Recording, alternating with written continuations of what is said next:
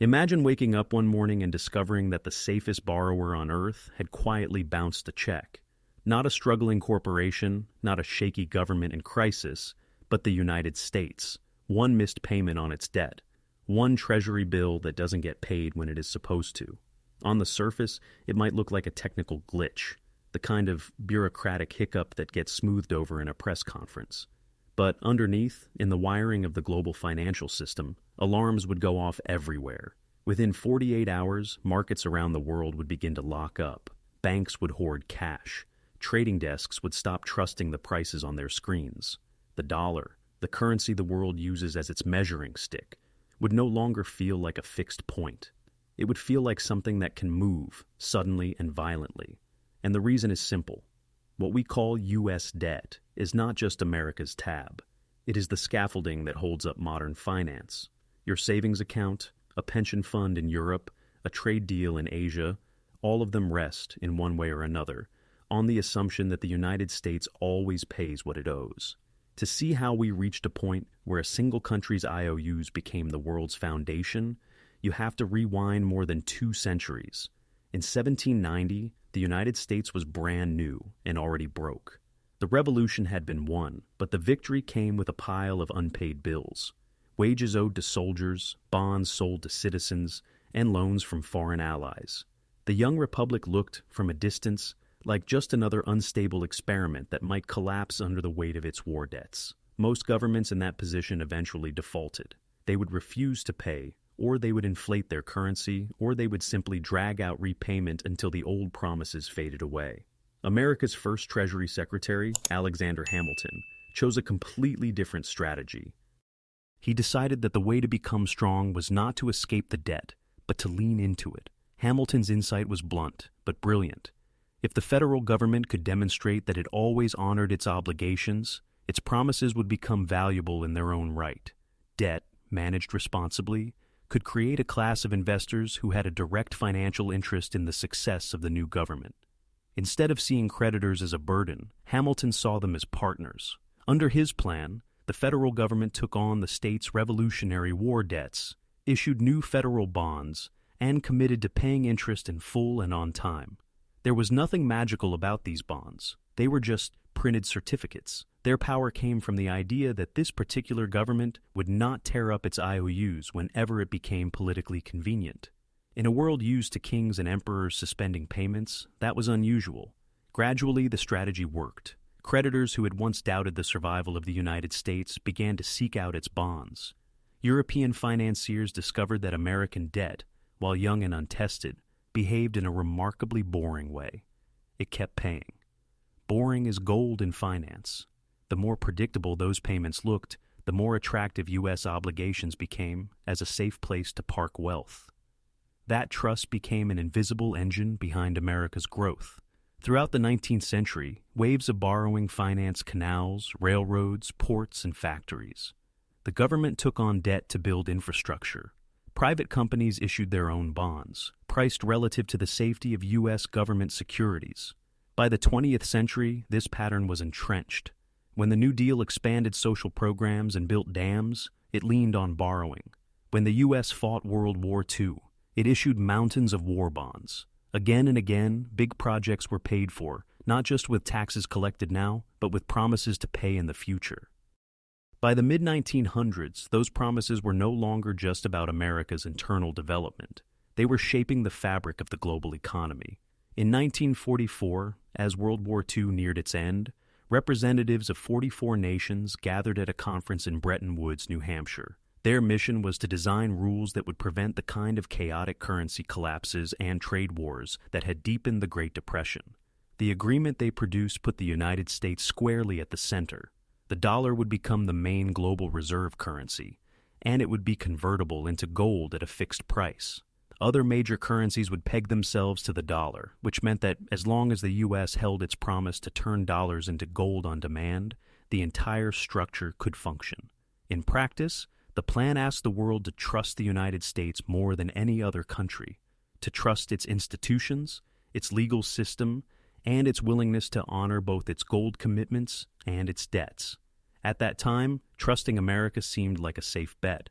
After the war, the U.S. controlled roughly half of global industrial output and held the majority of the world's monetary gold. Its factories were running, its political system was stable. The rest of the developed world was rebuilding from ruins. Central banks accumulated dollars as reserves. When they wanted a reliable, interest-bearing place to store those dollars, they bought U.S. Treasury bonds. American debt, once a desperate wartime necessity, became the backbone of an international monetary system. But no arrangement based on fixed promises can survive unchanged forever. In the 1960s, the U.S. government faced a growing contradiction. It was spending heavily on the Vietnam War and on ambitious domestic programs, all while trying to maintain the gold convertibility of the dollar. More dollars flowed overseas, especially to Europe and Japan, than gold flowed back in. Foreign governments began asking an uncomfortable question. Were there now more claims on American gold than gold itself? Some of them decided not to wait for an answer. They started trading their dollar reserves for physical gold at the official rate, shipping metal out of U.S. vaults. The more they did, the more others worried that the system might end in a run on American gold reserves. The Bretton Woods architecture, built on the discipline of metal backing, was running into a hard limit. In August 1971, President Richard Nixon effectively admitted that the math no longer worked. In a televised address, he announced that the U.S. would suspend temporarily the dollar's convertibility into gold. In practice, that suspension was permanent. The dollar stopped being a claim on a specific quantity of metal and became something more abstract, a token backed solely by the credibility of the U.S. government and the strength of its economy. That decision did not end the dominance of the dollar. Instead, it transformed the way the system worked. Gold was no longer the anchor. The world now operated on what you could call a trust standard, or more precisely, a debt standard.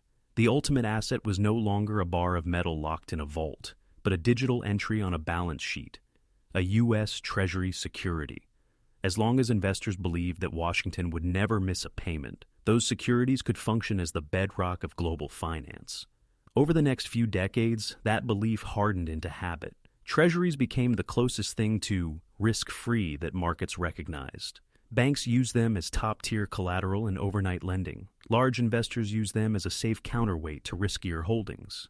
Insurance companies and pension funds relied on them to match long-term liabilities. Central banks, from Europe to Asia to Latin America, held them as their primary reserves. This architecture reached into ordinary life in ways that are easy to miss. Interest rates on mortgages, student loans, business credit, and consumer borrowing are all set in reference to government bond yields. When U.S. debt is treated as unquestionably safe, every other asset, from corporate bonds to stocks to real estate, can be priced using models that depend on that bedrock assumption. The national debt is not just a pile of obligations. It is the denominator in millions of financial equations. There is a crucial detail here. The United States does not pay off this debt in the way a household might pay off a mortgage. Instead, it rolls it over. When an old bond matures, the Treasury issues a new one and uses the proceeds to pay the holder of the old bond. The total amount outstanding may rise or fall as deficits change, but the core mechanism is constant, refinancing again and again without an endpoint. The system works because markets assume that this refinancing process will always continue smoothly. As long as investors believe that, the structure holds. There can be recessions, crises, and political drama, but underneath it all, Treasury payments arrive on time. That reliability allows everything else to be volatile. Stock markets can crash and recover. Housing bubbles can inflate and pop. Banks can fail and be resolved. Through all of it, U.S. debt keeps behaving like gravity. Yet that stability has a dark mirror: fragility. When you build an entire system on the assumption that one borrower will never default, you create a single point of failure. If that borrower ever misses a payment in a way that looks intentional or uncontrolled, the damage isn't confined to its own balance sheet. It reverberates everywhere. We've already caught glimpses of how sensitive the system is to even the hint of failure. In 1979, a combination of processing errors and heavy demand caused a small delay in some Treasury bill payments. The underlying government finances were fine, but markets were startled. Yields on the affected securities jumped, and the episode left a long-lasting mark on how investors priced U.S. debt. In 2011, a political showdown over raising the debt ceiling brought the government uncomfortably close to missing payments. One major rating agency responded by downgrading U.S. sovereign debt for the first time. The stock market plunged. Trillions of dollars in paper wealth evaporated in weeks, all because lawmakers turned a routine technical step into a game of brinkmanship. Over time, that confidence has turned U.S. debt into America's most valuable export. Other countries sell oil, cars, electronics, and raw materials. The United States sells, in addition to all of those things, a steady stream of safe assets. When a foreign central bank needs a place to hold its savings, it buys Treasuries. When a sovereign wealth fund wants a liquid reserve, it buys Treasuries. The world's financial system doesn't just tolerate American borrowing, it depends on it. This creates a remarkable paradox. Conventional wisdom says debt is a problem to be solved, a burden to be reduced. But for the United States, debt is also a global service. If Washington seriously tried to eliminate its debt, to run large surpluses year after year and stop issuing new bonds, it would deprive the world of the very assets that so many institutions are built around. There would be fewer safe securities to hold as reserves, fewer benchmarks for pricing, fewer collateral options for banks. In that sense, U.S. debt is no longer just a liability. It is infrastructure. Still, even the most trusted infrastructure can develop cracks. By 2025, the official U.S. national debt had climbed past $38 trillion. The cost of servicing that debt, the interest paid each year just to keep it outstanding, was approaching $1 trillion annually, rivaling the country's entire military budget. The government was increasingly borrowing not to fund new projects, but to cover interest on past borrowing. The machine could still run, but it was clearly under more strain. At the same time, the domestic politics around that machine became more unstable. The debt ceiling, a statutory limit on how much the Treasury can borrow, turned into a recurring political weapon. Instead of routinely raising it to match spending that Congress had already approved, lawmakers began using it as leverage in partisan battles. In 2011 and again in 2023, the United States came worryingly close to a situation where it might not have been able to issue new debt in time to meet existing obligations. Each time, last-minute deals narrowly avoided disaster. But the spectacle sent a message to the world. The risk isn't that America can't pay. It's that it might choose, through dysfunction, to flirt with not paying. Foreign holders of U.S. debt have responded cautiously but noticeably. Major creditors such as China and Japan have trimmed their treasury holdings. Some oil-exporting countries have diversified into other currencies and assets. Central banks that once reduced their gold reserves in favor of dollars have quietly reversed course, adding gold back to their balance sheets as a hedge. Emerging market powers from Brazil to India have experimented with trade arrangements that settle in local currencies or in regional alternatives, deliberately reducing their reliance on the dollar. These shifts do not yet add up to a full-scale revolt against U.S. debt, but they are early signs of a world that is less comfortable with a single point of failure. The immediate numbers, GDP growth, unemployment rates, stock indexes, may still look solid. The deeper issue is slower and more subtle, a gradual erosion of unquestioned trust. So, what happens if one day that trust snaps? Picture a scenario where a debt ceiling standoff goes too far, or a political crisis paralyzes decision-making, and the Treasury fails to make a scheduled payment. The government might insist that the problem is temporary, a paperwork issue, and promise to fix it quickly. But for the global financial system, the damage would occur the moment the payment is missed, not when the explanation is offered. In the first hour, the reaction would unfold in the background. Large banks and trading firms would stop assuming that Treasuries are perfect collateral. Some lending programs that automatically accept U.S. debt as risk-free would pause. Algorithms that treat Treasuries as the safest input in pricing formulas would be flagged. Liquidity, the ability to easily buy and sell, would dry up in key markets as participants step back and reassess. Soon after, the shock would spill into visible markets. Prices of Treasury bonds would swing wildly as some investors panic sell and others rush to buy, betting that the U.S. will patch things up. Yields, the effective interest rates on that debt, would jump. Because so many other interest rates are tied to Treasuries, borrowing would instantly become more expensive worldwide. Mortgages, corporate loans, and government bonds in other countries would all feel the impact. Central banks would be forced into crisis mode. Those holding vast quantities of U.S. debt would face an excruciating choice: sell Treasuries to protect their balance sheets, which would push prices down further, or hold on and hope the storm passes. Some would diversify aggressively, buying gold, other major currencies, and possibly large liquid corporate assets. The dollar, instead of being a refuge, would be treated as something to reduce exposure to, at least temporarily. Within days, the financial stress would hit the real economy. Companies that rely on short-term borrowing to fund operations would find credit more expensive or harder to obtain. Governments facing higher interest costs would cut spending or raise taxes. Households already living on tight budgets would be squeezed by rising borrowing costs and falling asset prices. International trade, which depends heavily on dollar-based financing and invoicing, would slow as uncertainty about exchange rates and payment systems grows. And yet, despite all those visible effects, the most important damage would still be invisible: the collapse of a story.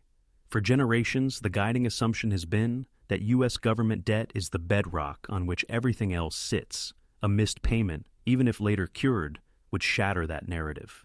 Investors would never fully unsee what they had just seen. Some optimists argue that if the dollar faltered, another big currency, perhaps China's yuan or a new digital alternative, would quickly step into the reserve role. But trust on that scale is not something you can simply assign to a different player. It is earned slowly through decades of predictable behavior, legal transparency, and deep, open financial markets. If U.S. debt lost its special status abruptly, the world would not seamlessly pivot to a new anchor. Instead, we would likely enter a period in which no single asset is trusted enough to play that role. It is crucial to understand that nothing in this scenario requires the United States to be broke in the normal sense. The U.S. government issues its own currency. It has enormous taxing power and a huge productive economy behind it. In a purely technical way, it can always create the dollars needed to pay its bills. The real risk is not insolvency, but self-inflicted paralysis. A political system so divided that it toys with default as a negotiating tactic. Meanwhile, the burden of the debt itself grows heavier. When interest payments approach or exceed what a country spends on core priorities like defense or infrastructure, it is a sign that past promises are squeezing future choices.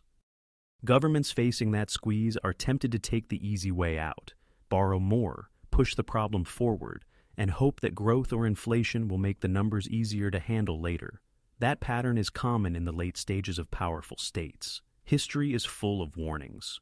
Rome debased its coins as its empire strained to fund armies and bureaucracy.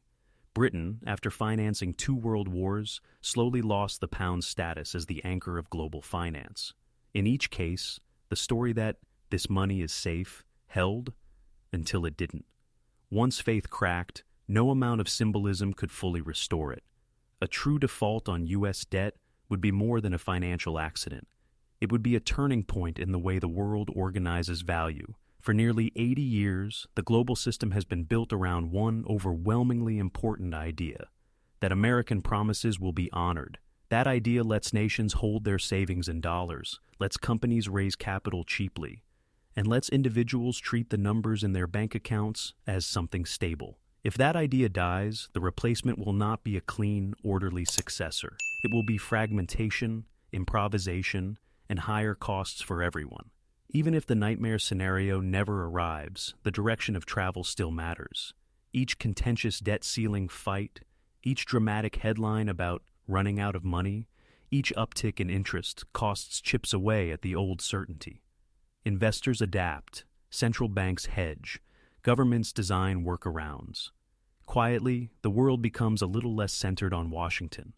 That is how dominance fades in the modern era. Not with tanks rolling across borders, but with spreadsheets being adjusted in finance ministries and trading floors. Not with a headline proclaiming the dollar is finished, but with a slow accumulation of choices that rely on it a bit less.